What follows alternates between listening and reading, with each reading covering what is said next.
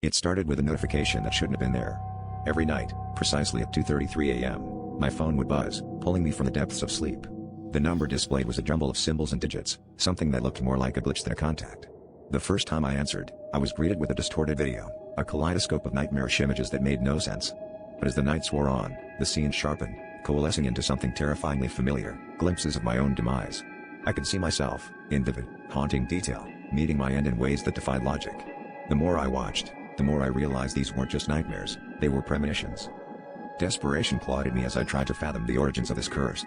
I scoured forums, whispered with strangers in the dead of night, seeking someone who might understand the dark magic tethered to my soul. It was in a forgotten corner of the internet that I stumbled upon a tale of a man who broke a similar curse.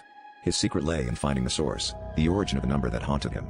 He claimed that only by confronting the source could he alter his fate. Armed with this knowledge, I became obsessed with tracking down the impossible number, my days consumed by a quest I could barely comprehend. Each night, the call came, and each night, I was forced to confront my mortality through the screen of my phone. The images grew more vivid, more violent, with every unanswered question. It was like watching a horror movie where I was both the protagonist and victim, unable to look away, yet desperate to change the ending. Friends and family began to notice my decline, but how could I explain the horrors that visited me each night?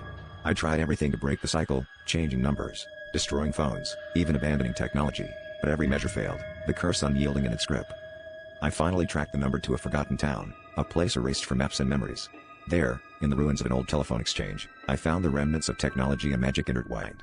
As I approached, my phone buzzed, the call coming in one last time. The video played, but this time it was different. The scenes played backward, unraveling my death like a reel in reverse. The moment hung in the air, charged with the weight of destiny. With trembling hands, I destroyed the source, severing the connection. The curse was broken, but as I turned to leave, my phone buzzed once more.